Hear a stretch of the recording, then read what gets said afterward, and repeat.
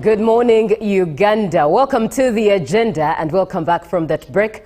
On the agenda this morning, we are looking at the inspection of Sinotraks following the fatal accident that transpired in Masaka, where 14 people died as a taxi and a Sinotrak crashed. You are watching UBC TV. We come to you live from the Nile Avenue. My name is Julie F. Nantaba. We have this conversation with Engineer Karim Chibuka, who is the principal vehicle inspector at the Ministry of Works and Transport. Now yours is to engage, ask the question, be part of the conversation, share your opinion. 0709 602 592. A very good morning to you, Engineer. Yes, good morning to you and good morning to all our viewers. We do thank you for your time and it's a pleasure having you this morning. Yes, thank you. All right. One would wonder why now? Why are the inspections of Sinotraks taking place now? No, we have always been inspecting vehicles, right. but you see, usually compliance is low when you do not have strict enforcement. But also, we didn't have a robust system before for inspection of these vehicles. But as you are aware, government took over the former facilities of vehicle inspection, which were once owned by SGS. Now government paid for them, and now Ministry of Works, in collaboration with the Uganda Police and other stakeholders, are operating them. So the facilities are fully operational, and we have automated them, and now inspection has fully commenced. So now, using these facilities, we can ably now inspect these vehicles and ensure that they are roadworthy before they go on the road to interact with other road users. When we say Yes. vetting of Sinotrak drivers, what exactly does it look like to vet? What do you mean by vetting these drivers? Vetting basically is a driver submits their application expressing interest to drive, but for instance, the Sinotrak, but we have also always been vetting drivers of buses before they are given special permission to drive them. And now we are extending this exercise of vetting of drivers to Sinotrak drivers. So vetting is the process which involves looking through into the driver's history, how old are they, what experience do they have in terms of driving specific categories of motor vehicles, do they have the right driving licenses to drive these vehicles, what is their accident history in the past. So a number of things are looked at, and then afterwards, if all these boxes are ticked, then these drivers are tested again to ensure that they are competent to drive these vehicles. In this particular case, not trucks. Now one Yes. would wonder why the ministry has also singled out Sinotraks to be particular. Why are they attracting special attention? They attract special attention because in the recent past and of recent, of course, the public has been complaining about the behavior of Sinotrak drivers on the road. The driving practice has not been good, and also the mechanical condition of these vehicles have been questionable. So that's why government is taking interest in these vehicles because they are involved in a number of accidents, although we normally call them accidents, but they are not accidents per se. They are road crashes. Accident is when something happens unexpectedly, but these drivers of the way they drive vehicles on the road, they're just crashes because they are avoidable, but they end up driving badly and then end up causing road crashes which involve loss of lives. So as a matter of urgency and interest, the government has picked a Sinotrak to ensure that their safety is enhanced to avoid or to prevent any further involvement crashes which lead to loss of lives. Yes. Thank you so much for that. As we continue on in the conversation, allow me remind you and thank you for watching UBC TV. We are looking at the vetting directive passed by the Ministry of Transport and Works in line with vetting Sinotruck drivers. It's a conversation we are having with Engineer Karim Chibuka, who is a principal vehicle inspector at the Ministry of Works and Transport. Once again, be part of the conversation. 0709 602 592. Send a WhatsApp message and engage. Now, Engineer, let's also look at the drivers themselves. What do they need to present when they come for vetting? First of all, there is a form which they fill expressing intent to drive these vehicles, snow trucks, and then they have to submit their driving licenses and also the photos, because they take big photos which they'll be putting in their vehicles to show that they are vetted, and then afterward they will be examined, re-examined on their competency to drive vehicles. They will be examined both on the theory, for instance, on the road signs, and also a specific regulation is on the use of on the road, just to see whether they are really competent to drive motor vehicles on the road. Not just moving the vehicle, but also interpreting what the road signs mean, and also the applicable road regulations. So they will be examined on the theory and also the practical aspect of driving these motor vehicles, and then after that they will be given certificates of competency to confirm that they are now safe to drive these vehicles. Right. Does that mean that the ministry will also have to assess whether they have the right driving licenses? Yes, that's why they are required to submit copies of their driving license. This will be looking at their experience of driving and the class of motor vehicles which they have in their driving license. All right, interesting. So far from this conversation, Engineer, I think quite two things are standing out. And one is the fact that you are engaging them on the theory. This is something that is rare for many Ugandans. Many Ugandans are learning how to drive as easily because it's automatic cars. But the theory in itself is not something that is understood. Many people rather, do not know the whys as we operate on these roads. So I do indeed appreciate you for that. But the other highlight from your statements has been these are in fact not road accidents. They are rather road crashes. Very preventable at that. But someone chooses to be careful. We're looking at the vetting of Sinotruck drivers, a directive that has been recently passed by the Ministry of Works and Transport to take place within 60 days. And Engineer Karim Chibuka, Principal Vehicle Inspector at the Ministry of Works and Transport, is taking us through what it means and the detail of it. But ask that question as well, right? 0709 602 592. Engineer, allow me engage a comment here. All right, I'm not so well. Parents in the village are careless. Okay, this I don't think Leah, you are contributing now to the conversation we are having. But thank you so much for watching, Leah, and we do appreciate you for being on Good Morning Uganda. Engineer, let's look at it during the vetting and inspection. Shall there be a chance of looking at a medical history, alcohol use, drug testing, away from their driving experience and years of history or whatever their history looks like on the road?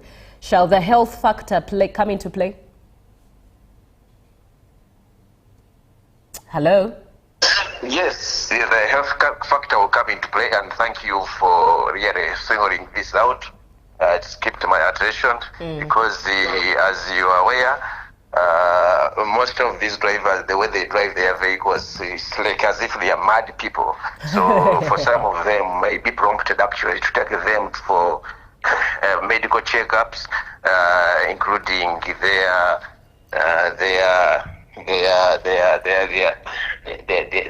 full medical checkup to confirm that actually they are healthy and they do not have any medical medical risks which may actually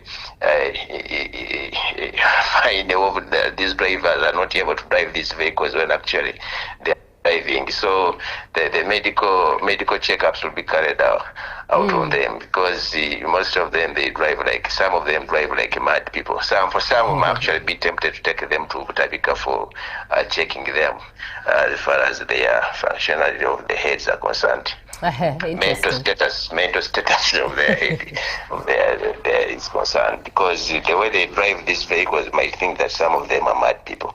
But yes, medical checkups will be carried out on them. It skipped my attention as one of the requirements. I should have told you this. Very interesting at that. As it is said, every Ugandan has a degree of madness. I don't know what degree you will find with the Sinotrack drivers. But for these Sinotrack operators, yes, I think it is just too much. It's just too much. But we had a workshop yesterday where we invited we had a workshop yesterday as Minister of Works and Transport. We invited the Sinotrack operators, dealers. By dealers, I mean the importers of these Sinotracks, and then the association leaders and safety activists, and we discussed a number of issues which lead to this kind of behavior. But what came on the table is some of these Sinotrack operators, I think drivers are still younger people, are still excited about driving, and these Sinotrack vehicles are very powerful, so they get excited when they get on the steering.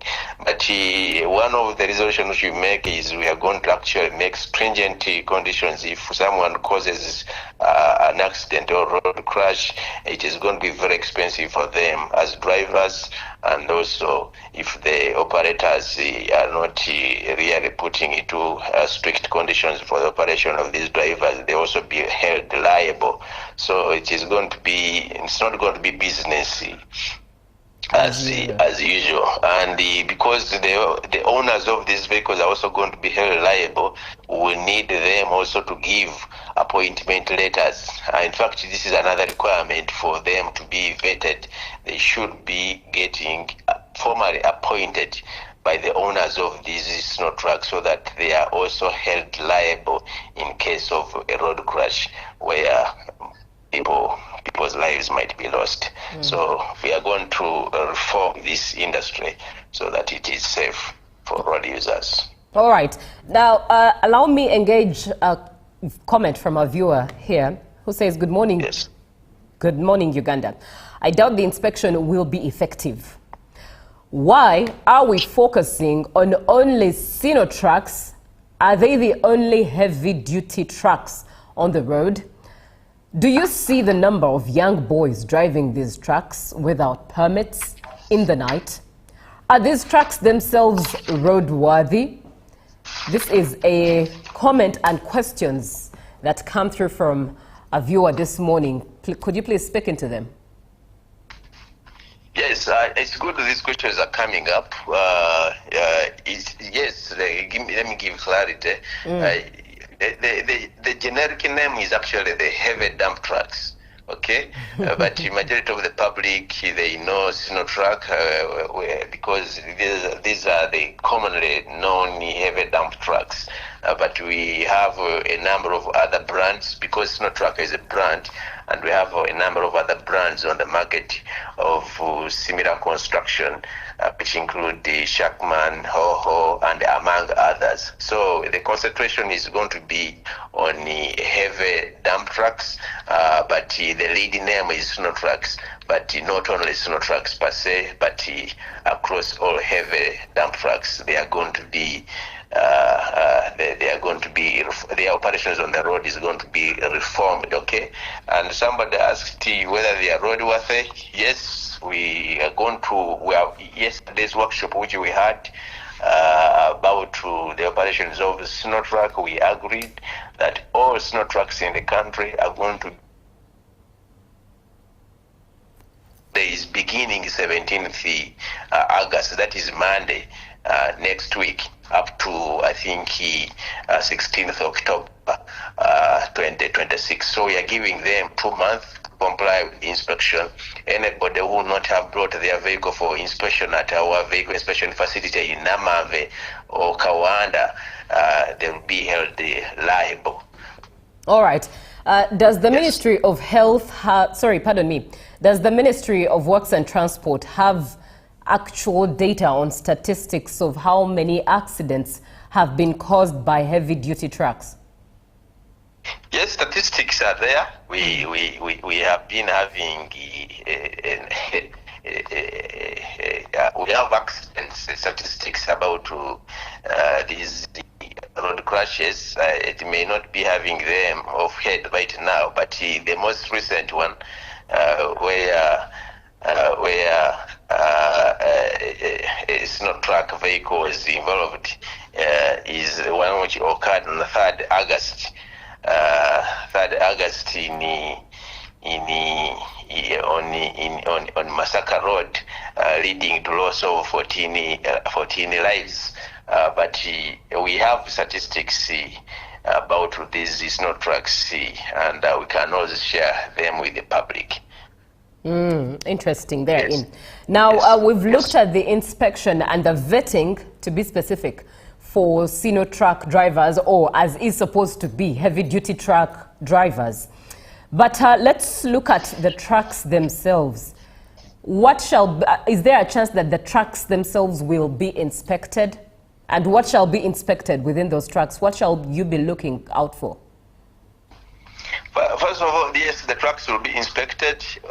What will be inspected and where we are going to put a lot of emphasis is on the braking system, because this is where a lot of complaints have been levied, because the majority of these snow trucks on the road are alleged to have poor braking system. But again, in the workshop which we had yesterday, it's not a poor braking system per se, but what is causing actually most of these snow trucks to fail to brake is they overload them and the drivers overspeed. So if you load a vehicle above the rated capacity by the manufacturer, and at the same time overspeeding, then this vehicle is bound to fail to stop within the rated stopping distance. So the public have always been saying the snow trucks don't brake well, but it is a poor use of these snow trucks, so poor operating practices by the snow truck operators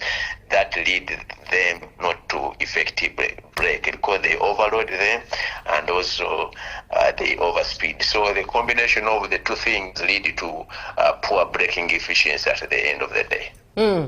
That's braking system, that is one of them. All right. And then we'll be looking at the suspension, we'll be looking at general mechanical condition of the vehicle itself.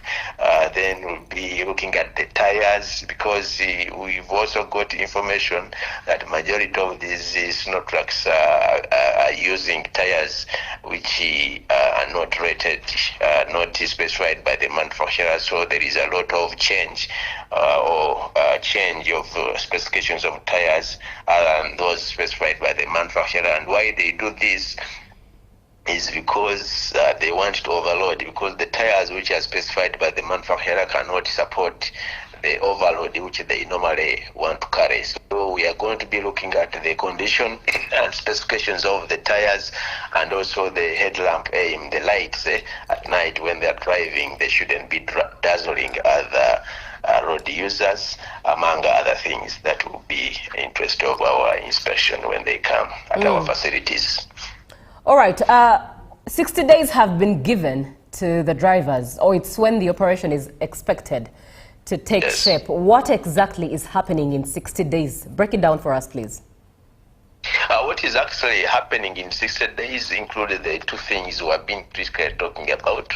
One is vetting of the drivers. Okay, within 60 days, we expect all drivers of snow trucks to have been accredited and issued with badges. A badge is a special document or permission given to drivers of specific vehicles. We have been giving these badges to drivers of buses, so we are now extending the badges to drivers of heavy dump trucks. So within 60 days, if you have not been vetted cleared, accredited, and then issued with a badge, you are not going to be expected to be on the road driving a heavy dump truck. That is one.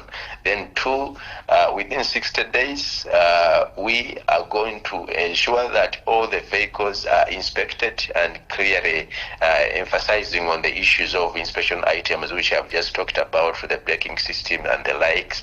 But we are giving them 60 days because we do not want congestion at our vehicle inspection facilities. So the system which we have at our vehicle inspection facilities requires one to book and to first pay for the inspection fees, and then book and then bring the vehicle for inspection.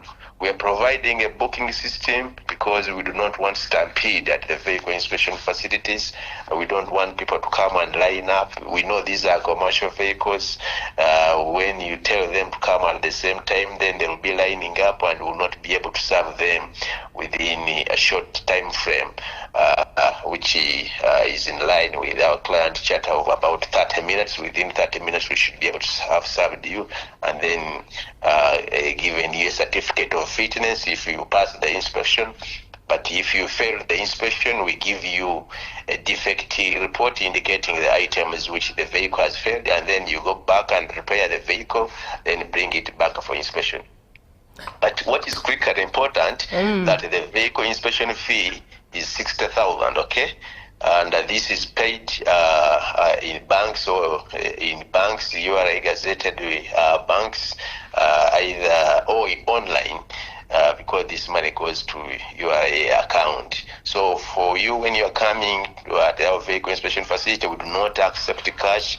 You only bring a paid PRN, or payment registration number, which will confirm that it has been paid, and then we inspect. We will not inspect a vehicle which has not paid for inspection fees.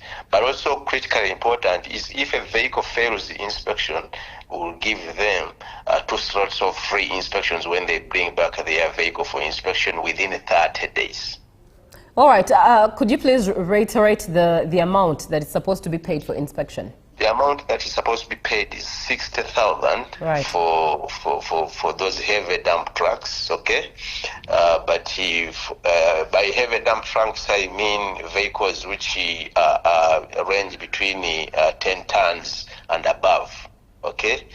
Vehicles which range between 3.5 tons up to 3.5 tons, they'll be paying around I think 54,000. But majority of these snow trucks, heavy dump trucks, their range is 10 tons and above, and therefore they'll be paying 60,000. And this money is supposed to be paid in the bank at not our vehicle inspection facilities. So you only come at the facility when you have paid. We only will verify the PRN, or payment registration number, to have been paid, and then we proceed with the inspection of the vehicle.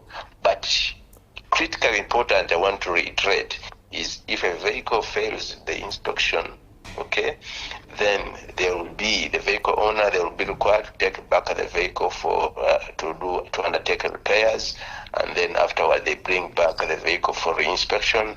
But if the vehicle is brought back for inspection within 30 days after the initial inspection, then they will be entitled to 2 free slots of inspection. All right. Thank you very much. Allow me to engage some of the comments that are coming through for you. Let me see where to start from. Quite a number of them. But good morning, UBC. I'm Leo Brazen, Canadian T. I have realized that Sino truck drivers, bus drivers, are leading many accidents due to overtaking, even to narrow roads. I support the vetting, but let there be a penalty for them. And what penalty will that be, engineer, for those that will be found incompetent to be on the roads and to drive these trucks?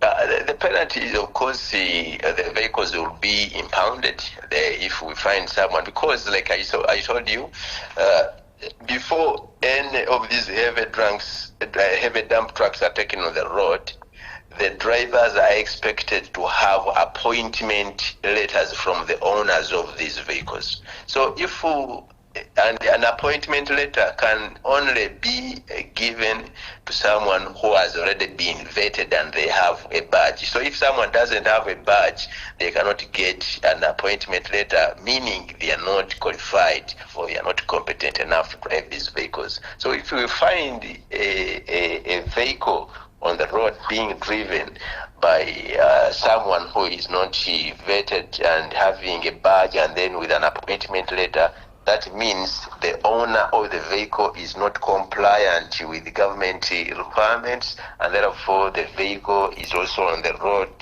wrongly. We shall impound the vehicle and then from there take on the necessary legal actions. All right. So far what we see is that the inspections will be for those within Greater Kampala. Why in particular Greater Kampala? No, we've not said the Greater Kampala. We didn't specify with like the inspection will only be for Greater Kampala. But see, when you are dealing with a problem, you have to cascade on how you are going to handle it. If you start with a wide scope, then you are bound to fail. Okay. But for now, our emphasis shall be putting it on Greater Kampala, and then following based on the success of the Greater Kampala operation, then we shall expand this operation elsewhere. All right, more of the comments that are coming through. Good morning, I'm Victor from Terego District. My concern is some of these Sinotruck drivers are too young, especially here in Terego District. Some of them drive while chewing marijuana. Very interesting at that. I hope, engineer, you're taking note of this. And those drivers speed up as if they own lives of other road users. This is Jella. Thank you, Jella, for being on the show. What are the penalties to be levied on the defaulting drivers and the car owners? Also noting that some accidents are caused by the driver's negligence. I believe engineer has spoken into that. The system doesn't work. These trucks are loaded 2 to 3 times past the permitted road weight, but are still on the road. Where is UNRA, in this case Ministry of Works, way bridges function same applies to the trucks from Congo. They are illegally customized to be 5 to 10 feet longer than factory made, and they carry almost 5 times their legal weight. This is damaging our roads and is a major traffic violation, but the system lets it slide. Well done. Good morning, Uganda. What would you speak into that, engineer? Yes, thank you. We have this, we've got this information, of course, from our intelligence that some of the drivers of these trucks are juveniles or they are young drivers, and that's why we're going to introduce a system which is going to vet them. Anybody who will not meet the vetting requirements will not be certified or accredited to drive these trucks anymore. Usually the English say it's better late than never. So we are going to take action, and we are optimistic that the actions which we are going to take will yield into good results. So we are also aware that some of them, of course, they take drugs like marijuana, and they will be liable for their action in case also they are good. They are caught driving when they are after taking these drugs, and we also consider confiscating their driving license as one of the penalties, also suspending them for a given period of time, say 3 months, 6 months, so that they also learn a lesson that if you don't drive a vehicle on the road, then your source of livelihood or source of income is also inconvenienced or cut off. But also as government, we are introducing, and very soon we are going to start implementing the demerit point system. The demerit point system is a system where one gets a driving license, and then this driving license is allocated a maximum number of points, say 24 points, when you get it fresh driving license. So as you go on committing offenses or traffic offenses, then we keep on reducing or removing points on your driving license. So a time comes when you no longer have points on your driving license, and therefore you will not be able to drive on the road anymore. So this system is going to commence like maybe in a 6-month time. We are still putting in place an automated system to support its implementation and enforcement. All right. Yeah, but I appreciate the viewers' comments. Also, some say that these trucks are overloaded. Yes, this is where I started from. We know this practice, and when they overloaded these trucks, it's not that the Ministry of Works is supporting this, but these people overload and they also try to use panya roads, so not main roads, so that they are able to take drive the overload trucks past areas which are not manned by our enforcement teams. But we are going to look into this. Another aspect which came up is the tire weight, or the weight of the snow truck, or these heavy dump trucks, even before they carry any load, is too much. So we look into the aspects of design of these vehicles, because sometimes you also sympathize with the operators, because for instance, a snow truck itself weighs about 17 tons or 18 tons when it is not carrying any load. And according to the Axle Road regulations, these snow trucks are supposed to carry a gross weight or not exceeding, say, 26 tons, okay? But you know, when you subtract 26 from 17, you remain with the about 26 from 17. You remain with about 9 tons.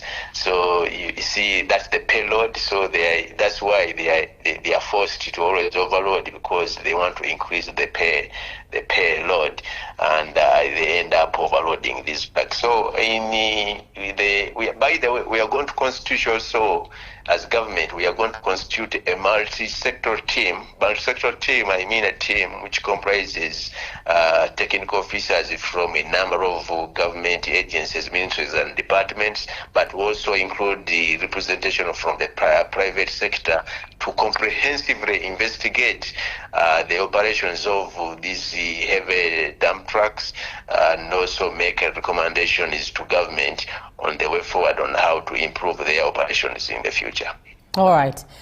James here from Kabale says borders have caused and led to many road crashes.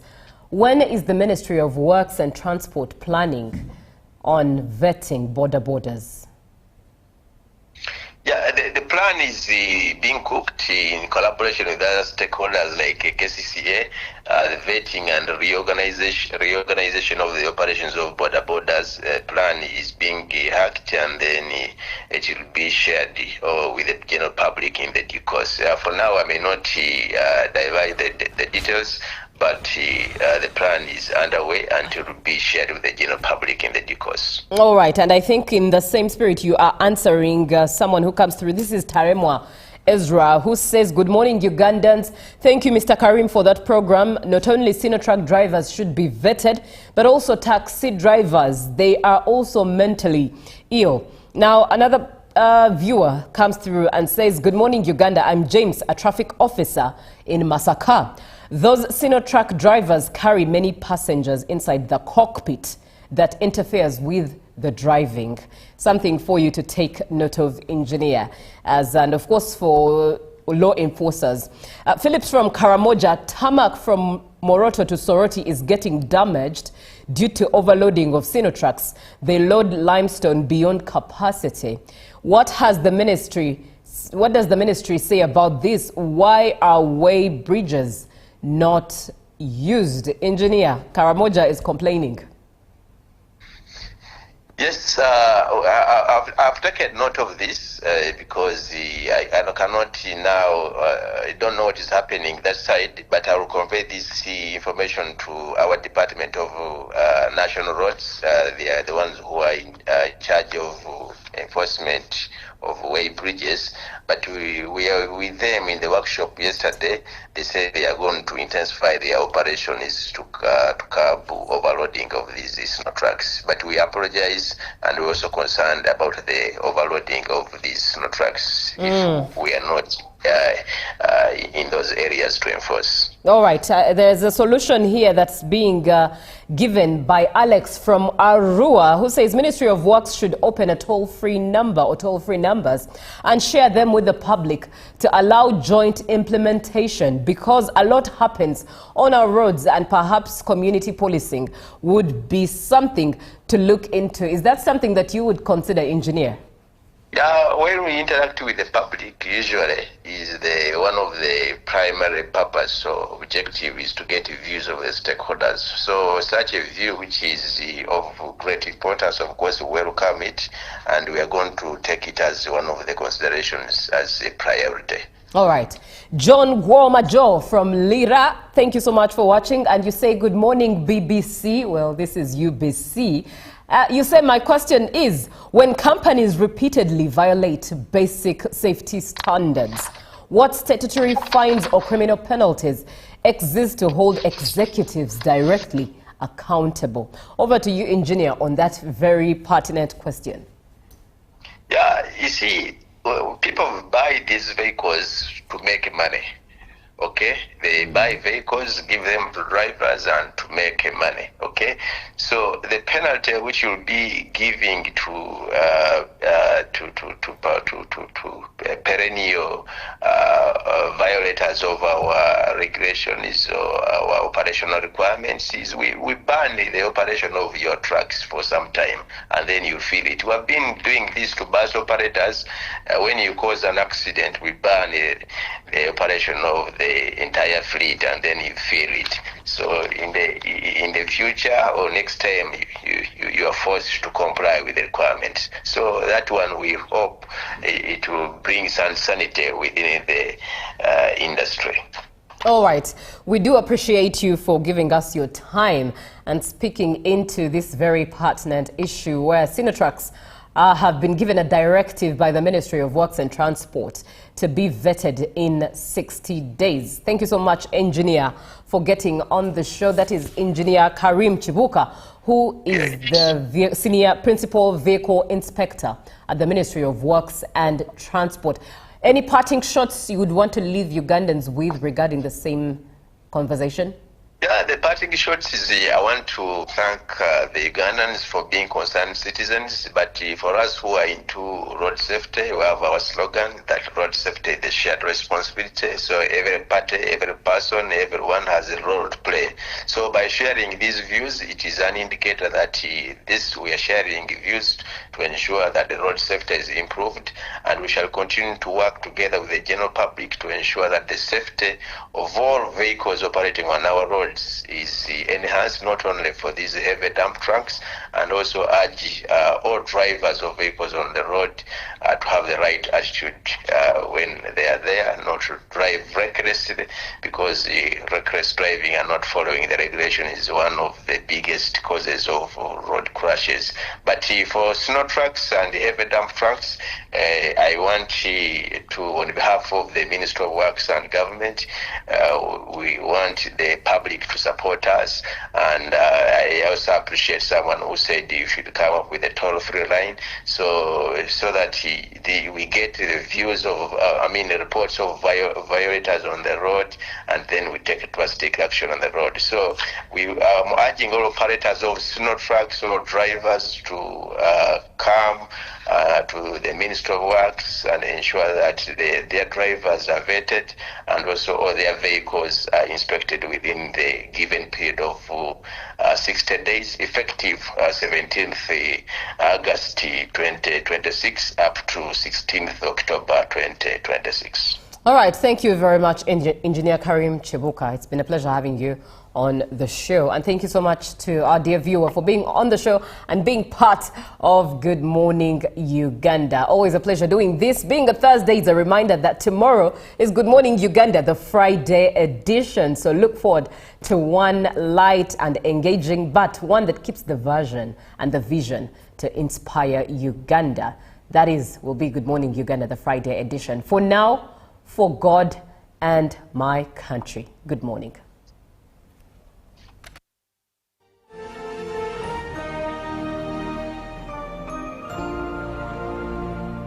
Live from UBC Studios in Kampala, This is Good Morning Uganda.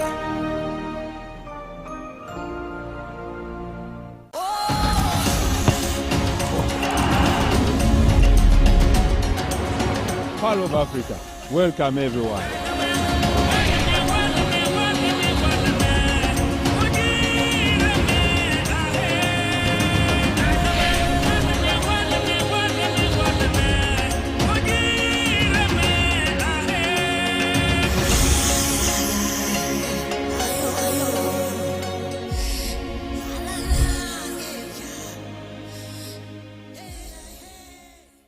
Pick of the day on UBC. He expected me to die like within the first 2 years. Out of the blue, the child will get pains, especially in the wrists. And this happens commonly when children are starting to walk. Was brought to you by I'll call you every day, yeah, yo, baby, don't know. You can now get all the Chibuzi out with MTN voice bundles. Call all networks. Kubei Dondoro. Buy a 25-minute voice bundle for only 1,000. Or buy any daily voice bundle of your choice. Dial *100 *21# and select daily, or use the My MTN app. When we talk together, we are unstoppable.